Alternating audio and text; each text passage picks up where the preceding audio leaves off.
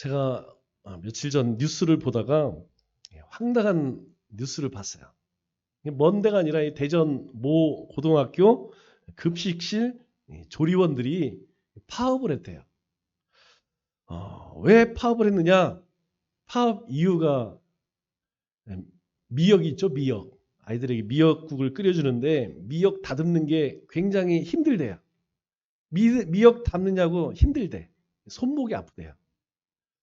저는 미역을 안 다듬어서 모르겠는데 하여튼 미역 다듬는 게 너무 힘들어서 미역국을 못 끓이겠다. 이게 첫 번째 이유고, 두 번째로는 냉면을 하는 때가 있나 봐요. 급식으로 냉면을 하는데 이제 냉면을 식판에다가 이렇게 담아서 먹기가 좀 그렇죠?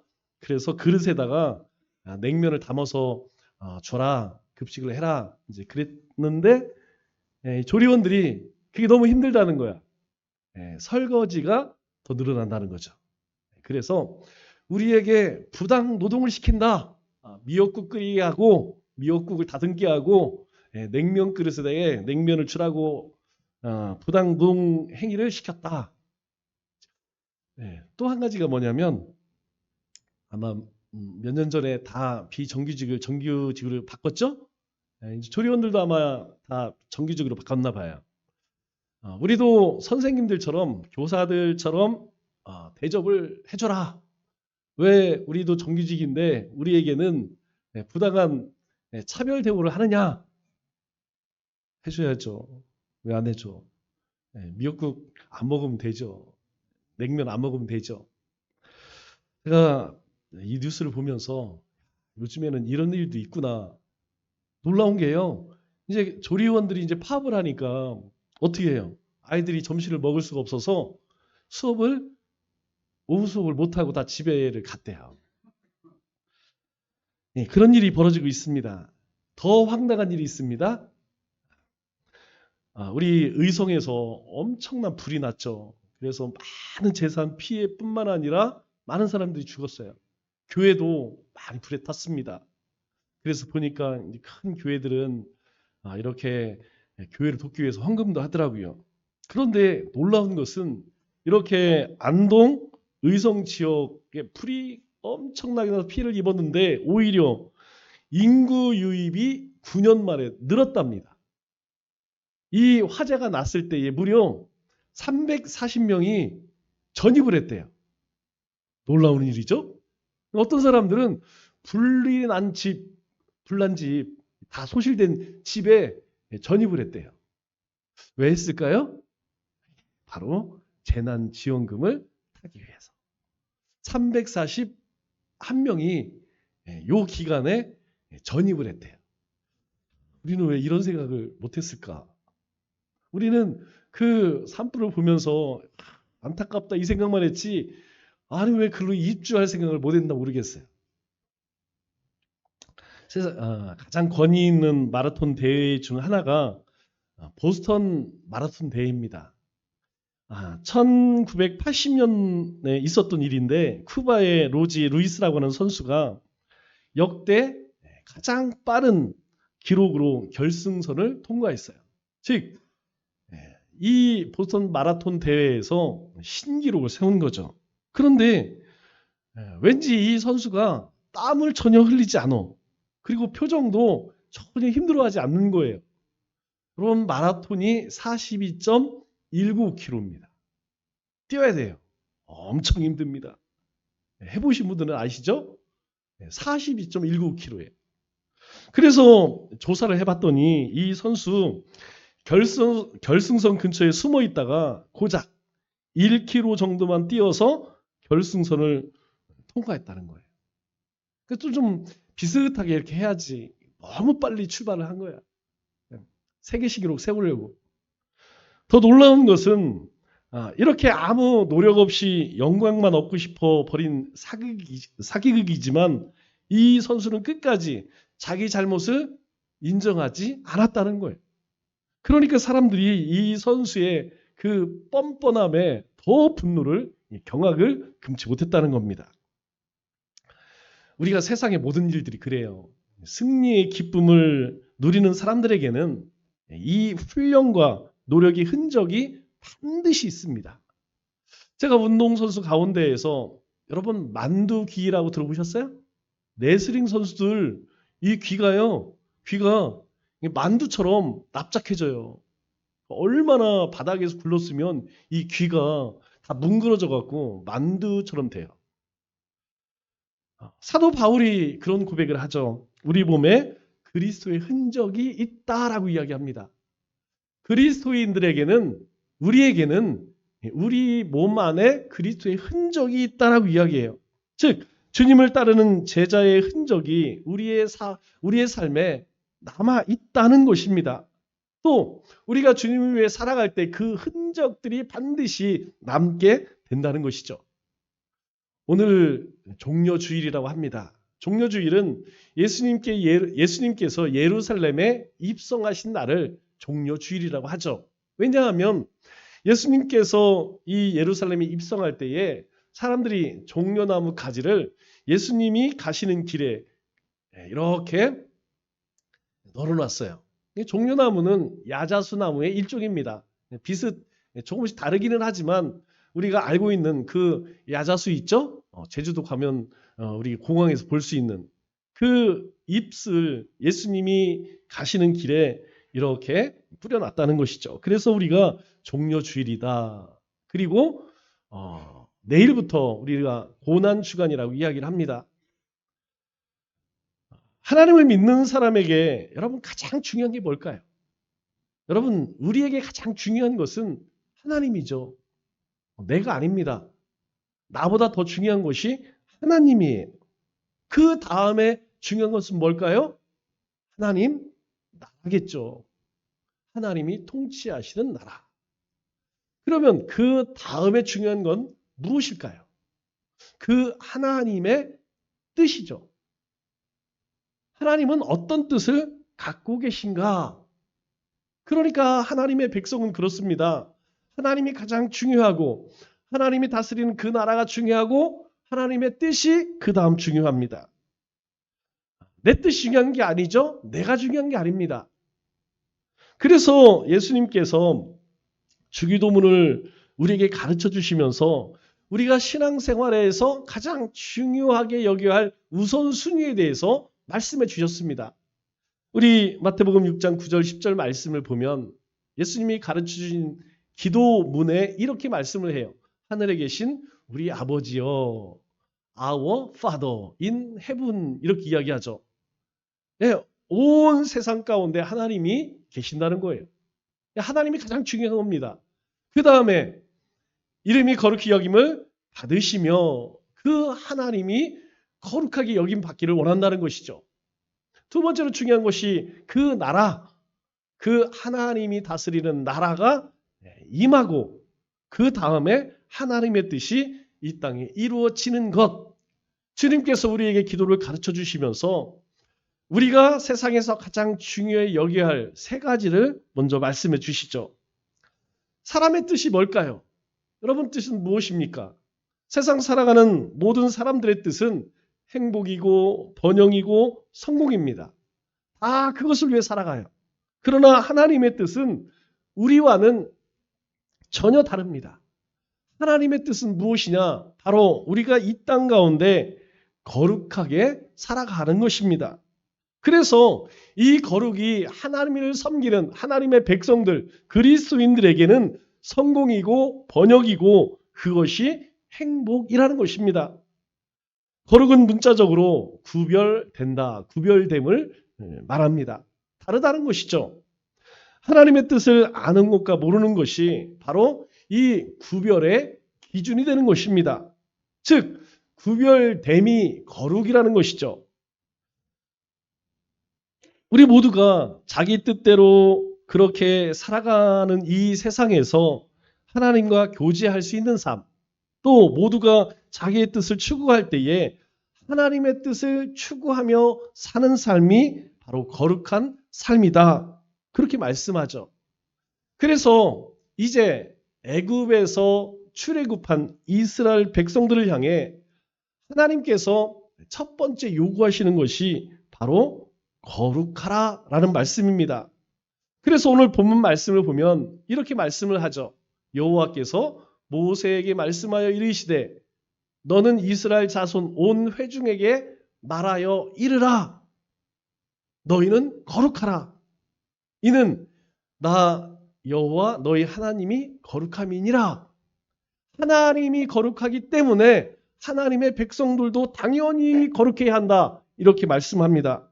그렇다면 우리가 이 땅에 살아가면서 과연 하나님의 뜻을 추구하고 있는가 한번 생각해 봐야겠죠. 왜냐하면 우리가 하나님의 백성이라면, 우리가 하나님을 섬기고 하나님 나라의 백성이라면 하나님의 뜻을 내가 쫓고 있는가? 이것은 굉장히 중요한 것이죠. 왜 그렇습니까? 우리가 하나님을 여기고 하나님의 백성임에도 불구하고 만일 하나님의 뜻이 아닌 내 뜻을 쫓거나 세상의 뜻을 쫓아간다면 이건 뭔가 문제가 있는 것이죠.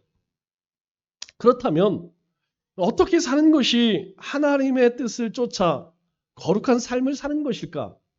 그 다음의 문제일 것입니다. 그래서 하나님께서는 이스라엘 백성들에게 이 거룩함의 삶이 무엇이냐, 거룩하게 산다는 것이 어떤 것이냐라는 것을 이스라엘 백성들에게 말씀해 주시죠.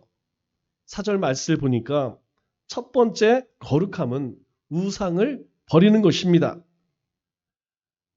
너희가 거룩하라라고 말씀하시면서 첫 번째 말씀하는 것이 너희는 헛된 것들에게로 향하지 말며 너희를 위하여 우상을 부어 만들지 말라. 왜? 나는 너희 하나님 여호와다라고 하나님이 말씀하십니다. 하나님이 가장 미워하시는 것이 무엇입니까? 우상 숭배입니다. 이스라엘 백성들이 멸망당한 이유가 무엇이냐? 우상 숭배입니다. 이스라엘 백성들이 가나안 땅에 들어가기 전 시내산에서 언약을 맺죠. 그때 하나님이 주신 계명이 무엇입니까? 바로 출애굽기 20장과 신명기 5장에서 우리에게 말씀하는 것이 바로 첫 번째, 나 외에 다른 신을 두지 말라라는 것입니다. 나 외에 다른 신을 내게 절대 두어서는 안 된다. 이것이 첫 번째. 두 번째는 무엇입니까? 내가 우상을 만들어 거기에 절하면 안 된다는 것이에요. 그것이 바로 두 번째 계명입니다. 너를 위하여 새긴 그 우상을 만들지 말라는 거예요. 그것이 하늘에 있든 땅에 있든 저 물속에 있든 어떤 것도 형상을 만들어서 그거에 절하지 말라. 하나님은 하나님의 거룩을 추상적으로 이야기하지 않습니다. 구체적으로 우리의 삶에 드러나야 할 그 거룩함을 아주 간명하게 말씀해 주시죠. 그게 뭡니까? 바로 우상 숭배하지 말라는 것입니다. 거룩은 관계에서 시작돼요. 즉 하나님과 관계가 나빠질 가장 악한 일이 무엇이냐? 바로 우상 숭배라는 것입니다. 그러면 이 시대의 우상이 뭘까요? 예, 우리는 다 알고 있습니다. 하나님이 아닌 내 마음을 빼앗고 있는 그것이 바로 우상이라는 거예요. 하나님만 사랑하라 라고 말씀했는데 하나님이 아닌 다른 것을 내가 사랑하고 그것의 마음을 빼앗기고 있다면 그것이 바로 우상이라는 것입니다.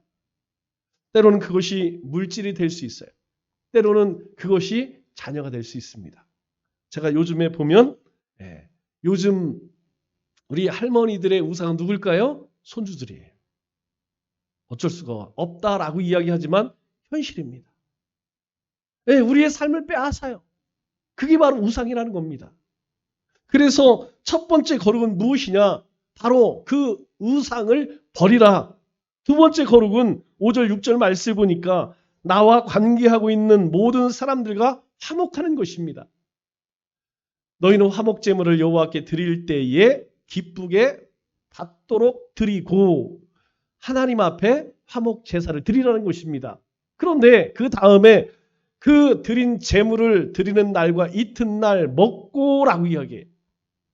하나님께서 우리에게 5가지의 제사를 주었어요. 다 기억하시죠? 번데기를 먹으면 소화가 안 돼서 속이 속속들이 아프다. 5가지 제사가 있어요. 이 5가지 제사 가운데 유일하게 화목 제물만 이스라엘 백성들이 함께 먹을 수 있습니다. 함께 먹으라는 이야기는 뭘까요? 바로 서로 화평하라, 화목하라 라고 하는 의미이죠. 우리 속담 가운데 그런 말이 있어요. 곡간에서 인신난다, 광에서 인신난다, 쌀독에서 인신난다 이런 말이 있습니다. 즉 이 화목 제사를 드리고 드려진 제물을 함께 너희가 나누어 먹으면서 그동안 소원했던 것, 속을 끓여야 했던 것, 그리고 심지어 내가 다시는 너를 상종하지 않겠다라고 결심한 그 사람까지 다 불러서 함께 나누어 먹으며 화평하라 라고 말씀하시는 거예요. 여러분 어떻습니까?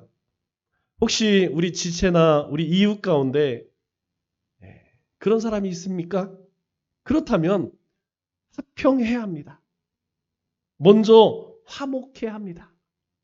그 사람과의 관계를 회복시켜야 합니다. 그것이 바로 거룩이라는 거예요. 그거 하지 않고 우리가 서로 사화하고 화평하지 않고 하나님 앞에 예배 드린들 하나님이 받으실까요? 안 받으시죠. 하나님의 말씀입니다.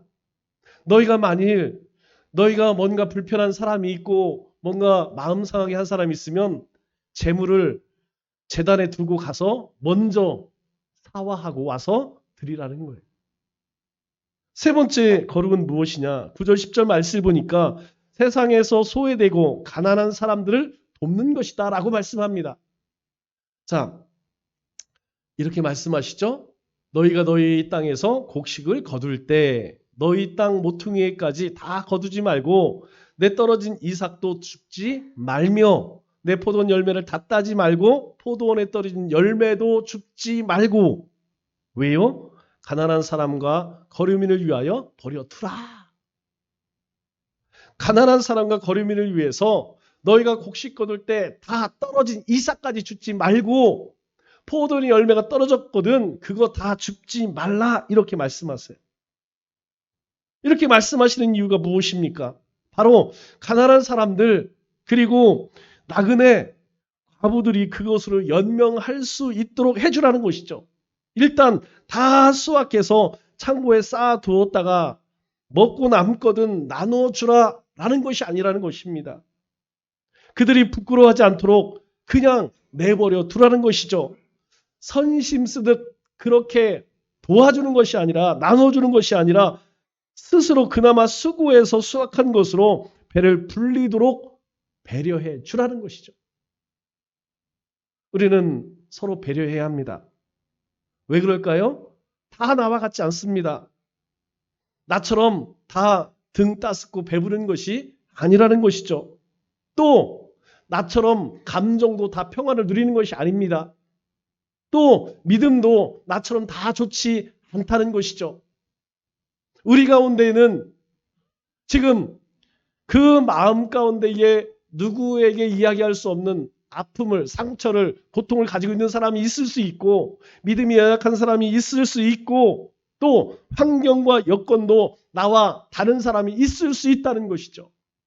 다 내 기준으로 보아서는 안 된다는 것입니다. 그러므로 그런 사람들을 위해서 배려해 주라는 것이에요. 너희가 곡식을 거둔다고 해서 모든 사람들이 다 곡식 거두는 것이 아니고 너희가 포도 열매를 따먹는다고 해서 모든 사람들이 다 포도 열매를 따먹는 것이 아니라는 것입니다. 그러므로 너보다 뭔가 부족함 있는 사람들을 위해서 그 사람들을 위해서 배려해 주라는 것이죠. 여러분 특별히 우리가 꼭 기억해야 할 사람들이 있습니다. 누굴까요? 우리 집뿐만 아니라 우리 교회가 섬기고 있는 우리 선교지를 여러분 꼭 기억해 주셔야 돼요. 개척교회입니다. 없어요. 없습니다. 제가 며칠 전 만나서 이야기를 들어보니까 요즘에 틈틈이 낮에 시간을 내서 화물 내리고 올리는 거 있죠? 그 일, 왜 아이는 크니까, 아이는 잘하니까. 그래서 어쩔 수 없이 하게 되었다고 얘기를 하더라고요. 마음이 너무 아프더라고요. 우리가 섬기는 선교지. 여러분 후원교회 후원이 아니면 여러분 무엇으로 사역하겠습니까? 그곳에서는 온통 다 퍼주는 일밖에 없어요. 베푸는 일밖에 없습니다. 왜요? 한 영혼 구원하기 위해서. 우리가 항상 우리 같지 않다는 것을 기억해야 합니다. 그렇기 때문에 우리보다 나보다 못한 사람이 있다면 항상 그러한 사람들을 배려해 줄 수 있어야 한다는 것이죠. 네 번째 거룩은 무엇이냐? 11절 12절 말씀을 보니까 거짓이 없는 깨끗한 마음, 그것을 품으라는 것입니다. 즉 정직함이 곧 거룩함이라는 것이죠. 11절 12절 말씀을 보면 이렇게 이야기합니다. 너희는 도둑질하지 말며 속이지 말며 또 서로 거짓말하지 말며 거짓 맹세함으로 내 하나님의 이름을 욕되게 하지 말라, 이렇게 말씀합니다. 우리가 매일 큐티하고 말기 참매하고 예배드리고 기도한다고 여러분 반드시 거룩해질까요? 예, 그거 한다고 해서 거룩해지지 않을 수도 있다는 것입니다.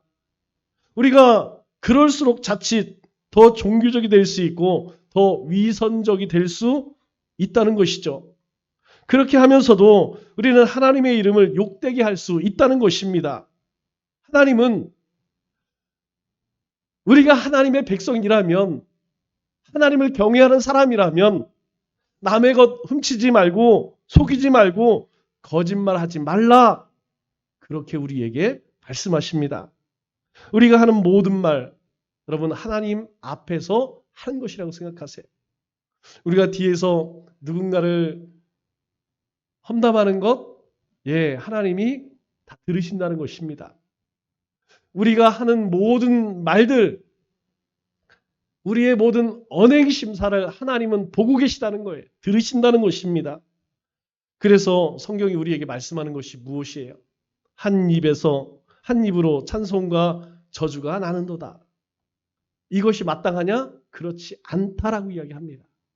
한 입에서 찬송과 저주가 함께 나올 수 없다라고 우리에게 말씀하고 있죠. 그러므로 우리는 어떻게 해야 할까요? 정직해야 합니다. 하나님은 진실한 마음을 받으신다는 것이죠. 그것이 빛된 자녀의 삶입니다. 다섯 번째 거룩은 13절, 14절 말씀을 보니까 하나님의 공의를 실현하는 것입니다. 하나님께서 이스라엘 백성들에게 이렇게 말씀하십니다. 너는 내 이웃을 억압하지 말며 착취하지 말며 품꾼의 싹을 아침까지 밤새도록 두지 말며 너는 귀 먹은 자를 저주하지 말며 맹인 앞에 장애물을 놓지 말며 하나님을 경외하라. 이렇게 이야기해요. 이웃을 억압하지 말라는 것입니다. 이 이웃은 어떤 이웃일까요? 예, 나보다 힘이 약한, 나보다 약한 자들을 괴롭히지 말라는 것입니다. 착취하지도 말고, 그리고 임금체불도 하지 말고, 특별히 장애가 있는 그러한 사람들을 절대 학대하지 말라. 이것은 하나님의 명령입니다. 다시 이야기해서 하나님의 뜻이 확고하다라는 것이죠. 이 금지 명령은 바로 하나님의 공의를 드러내는 것입니다. 특별히 15절 말씀을 보면 이렇게 말씀합니다. 너는 내 모든 15절 말씀을 보면 너는 재판할 때에 불의를 행하지 말며, 그러면 그 불의를 행하지 않는 게 뭐예요? 가난한 자의 편을 들지 말며 세력 있는 자라고 두둔하지 말고 공의로 사람을 재판할지며, 이렇게 말씀하고 있어요. 즉 재판할 때에 무엇인가 옳고 그름을 희시비리를 가릴 때에 불의를 행하지 말라라고 말씀하시면서 가난한 자의 편도 들지 말고 힘 있는 자 두둔하지 말고 오직 공의로 재판하라, 이렇게 말씀하십니다. 이게 바로 하나님의 공의라는 거예요. 하나님의 공의란 무조건 약한 자의 편을 드는 것도 아니고 또 무조건 힘 있는 사람 뒤를 봐주는 것도 아니다, 그렇게 말씀합니다. 또 기회를 틈타서 사람을 비방하는 것, 또 이웃을 해치고서라도 내 이익을 추구하는 그 모든 것, 그것은 하나님의 공의와는 거리가 먼 것이다, 그렇게 말씀합니다. 왜 그럴까요? 바로 하나님의 공의는 하나님의 말씀이 기준이 되기 때문입니다. 세상 사람들은 그렇게 하지 않죠? 예. 유전무죄 이런 말이 있습니다. 예, 무전유죄. 돈이 있으면 죄가 있어도 무죄가 되고 돈이 없으면 죄가 없어도 죄가 있게 된다. 이런 말이죠. 세상은 그렇습니다. 세상에 힘이 있는 자, 권세가 있는 자 편이죠.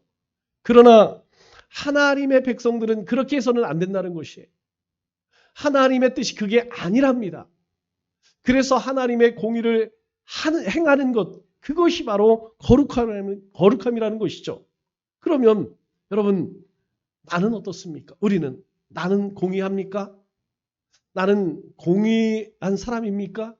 여러분 공의롭습니까? 아니면 불의합니까? 그냥 내 생각 또는 내 아는 사람이기 때문에 그렇게 살아갑니까? 그거 아니라고 말씀합니다. 가난한 사람의 편도 들지 말고 세력 있는 사람이라 할지라도 두둔해서는 안 된다는 것이죠. 이게 하나님의 공의라는 것입니다. 우리가 예배 드리는 것이 거룩한 삶의 시작일 수 있습니다.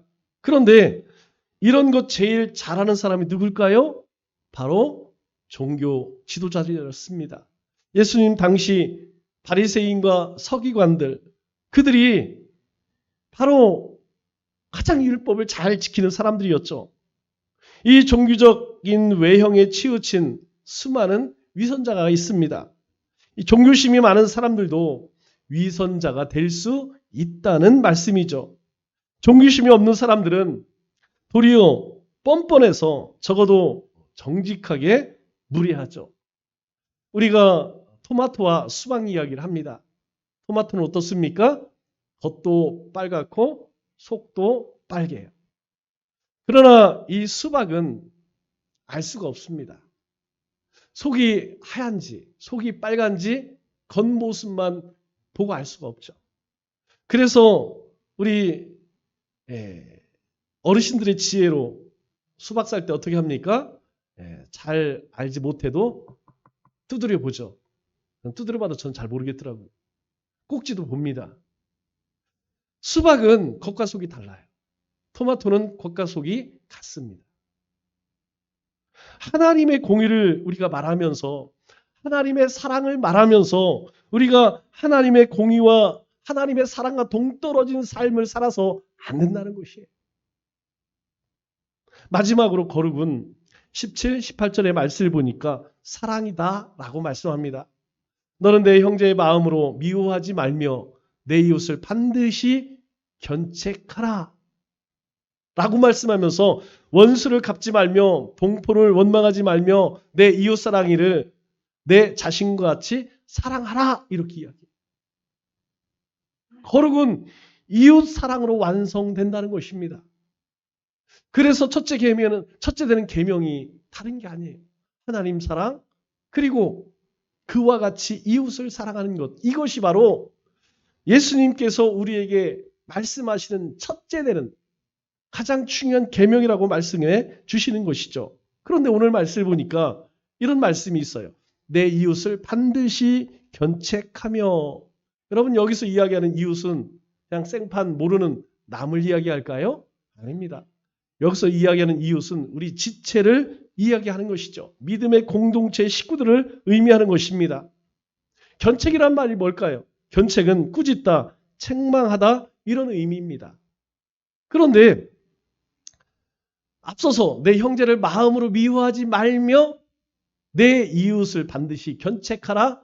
아니 미워하지 말라는데 반드시 견책하라고 이야기합니다. 그러면 이 말의 의미는 어떤 것일까요? 예수님 앞에 율법사와 바리새인들이 현장에서 간음하다 잡힌 여인을 데리고 옵니다. 그런데 이 여인을 데리고 온 바리새인과 율법사들에게 예수님은 뭐라고 말씀하시느냐? 바닥에 무언가를 쓰시고 이렇게 말씀하십니다. 너희 중에 죄 없는 자는 먼저 돌로 쳐라. 너희 중에 혹시 나는 죄가 없어라고 여긴다면 그 사람이 나와서 먼저 이 여인에게 돌을 던져라. 이렇게 말씀하시죠. 이것이 예수님께서 견책하시는 것, 책망하시는 겁니다. 꾸짖는 것이죠. 또 이 여인에게는 뭐라고 말씀합니까? 가서 다시 죄를 범하지 말라. 이 여인에게는 뭐라고 말씀하시느냐? 가서 다시는 이와 같은 악한 죄를 범하지 말라라고 꾸짖습니다. 바로 이것이 마음으로 내 형제를 미워하지 말고 내 이웃을 견책하라고 하는 말씀의 의미입니다.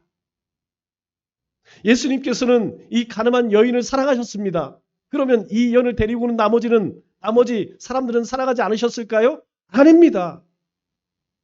그들도 율법에 비추어서 죄를 지은 이 여인들, 당시에는 돌 맞아 죽어야 마땅했던 죄입니다. 그러나 예수님께서는 그들의 중심을 알고 계셨어요. 그들이 어떠한 목적으로 이 여인을 데리고 온 줄 예수님은 아셨기 때문에 너희 가운데 죄가 없다고 여긴다면 먼저 돌을 던져라. 책망하신 것이죠. 너희도 이 여인과 다를 바가 없다는 것입니다. 율법의 잣대로 너희의 삶을 들여다보면 너희도 다 돌 맞아 죽어야 할 자들이라는 것이죠. 그러면서 이 여인도 꾸짖습니다. 다시는 이와 같은 죄를 짓지 마라. 사랑한다고 무조건 봐주고 모른 척하는 것이 아니라 하나님의 말씀을 기준으로 꾸짖고 책망하라고 하시는 말씀입니다. 우리가 다른 사람을 비난하고 정죄하라는 것이 아닙니다. 비난하거나 정죄하지 말고 사랑의 마음으로 그들의 잘못을 일깨워줘라. 참 쉽지 않은 일이에요. 여러분, 오늘 목장 모임 때문에 잠깐 이야기를 나눴어요. 많은 문제들이 있습니다. 여러분, 모든 것이 형평과 사정이 그렇다고 해서 다 그렇게 받아줘야 할까요?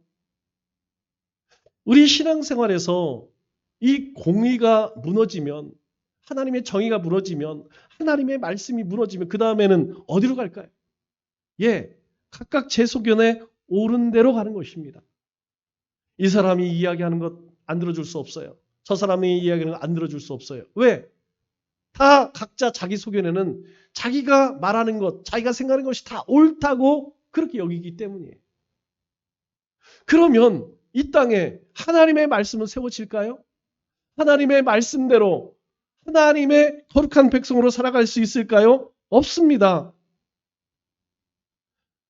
우리가 잘못된 것을 일깨워주지 않으면 죄를 멈출 수 있을까요? 없습니다. 잘못된 것을 우리가 일깨워줄 때에 죄를 멈추게 할 수 있고 공동체가 함께 죄를 범하지 않을 수 있기 때문에 우리는 그러한 죄된 모습들을 지적해 줘야 되고 일깨워 줘야 한다는 것이죠. 우리가 미워하지 않고 원망하지 않고 사랑으로 나무랄 수 있는 것. 여러분 누구에게 그렇게 하죠? 우리 자녀들에게 그렇게 합니다. 우리 자녀를 키울 때 우리는 그렇게 자녀를 양육했어요. 지금은 우리 손주들에게 그렇게 하고 있습니다. 이게 거룩이라는 것입니다. 이 거룩은 사랑과 뗄래야 뗄 수 없다는 것이죠. 불가분의 관계라는 것입니다. 그러면 나는 얼마나 사랑이 있는 그리스도인인가? 나는 얼마나 인정머리가 있는 사람인가? 우리가 한번 돌아볼 수 있어야겠죠. 여러분, 우리는 누군가를 품어주는 사람입니까? 아니면 품어주는 것이 아니고 내모는 사람입니까? 누군가의 허물을 덮어주고 있습니까? 아니면 그것을 다 드러내서 모든 사람들에게 망신 주는 사람입니까? 아니면 다른 사람의 우리 지체의 연약함, 그것을 콕 찔러야만 직성이 풀립니까? 그것 사랑 아니라는 것이죠. 그러한 연약함과 허물들은 우리가 덮어줄 수 있어야 합니다. 그러나 죄된 것, 잘못된 것은 우리가 사랑의 마음으로 일깨워줄 수 있어야 한다는 것이죠. 여기서 가장 중요한 것은 무엇이냐? 내가 거룩하니 너희도 거룩하라 라고 하셨는데 여러분 이 이와 같은 거룩함의 삶의 모습들을 행하지 않으면 소용이 있을까요? 이것이 거룩한 것이다라고 말씀하셨습니다. 그러나 행하지 않는다면 아무 소용이 없는 것이죠. 그래서 37절에 하나님께서는 이스라엘 백성들에게 마지막 이렇게 말씀하십니다. 너희는 내 모든 규례와 내 모든 법도를 지켜 행하라. 바로 너희가 우상을 버리고 화목하고 가난한 사람을 돕고 정직하게 공의를 행하고 사랑을 베푸는 것, 그게 거룩함이다. 그러나 그걸 행하지 아니하면 아무 소용이 없다는 것이에요. 그래서 주님께서 이스라엘 백성들에게, 하나님의 백성에게 마지막 하시는 말씀이 무엇이냐면 지켜 행하라. 하나님의 뜻이 어디 있습니까? 하나님의 뜻은 거룩함에 있습니다. 이 거룩함을 명령하시면서 우리에게 그렇게 살아내는 것, 살아가는 것, 그것이 하나님의 뜻이라는 것입니다. 또한 이 말씀은 우리가 하나님의 뜻에 구체적으로 어떻게 반응해야 하는지, 어떻게 행해야 하는지 우리에게 말씀해 주고 있어요. 그래서 예수님께서 마태복음 5장 48절에 우리에게 뭐라고 말씀하십니까? 하늘에 계신 너희 아버지의 온전함 같이 너희도 온전하라. 하나님께서 거룩하시기에 너희가 거룩해야 하는 것입니다. 또 하나님이 온전하시기 때문에 우리도 그 온전함을 쫓아 살아야 한다는 것이죠. 예수님은 이 말씀대로 사는 모습을 우리에게 보여주시러 이 땅에 오셨고 또 이 말씀을 이루셨습니다. 말씀을 맺도록 하겠습니다. 하나님의 뜻은 거룩함에 있습니다. 우상을 버리는 것이 거룩함이고 서로 화목하고 가난한 이들을 돕고 정직하게 공의를 행하며 사랑하고 사랑을 베푸는 것이 거룩함이라는 것입니다. 점잖은 것이 거룩함이 아니라는 것입니다. 이 한 주도 그 거룩함으로 하나님의 뜻을 쫓아 살아가는 우리 믿음의 권속들 다 되시기를 주님의 이름으로 축원합니다.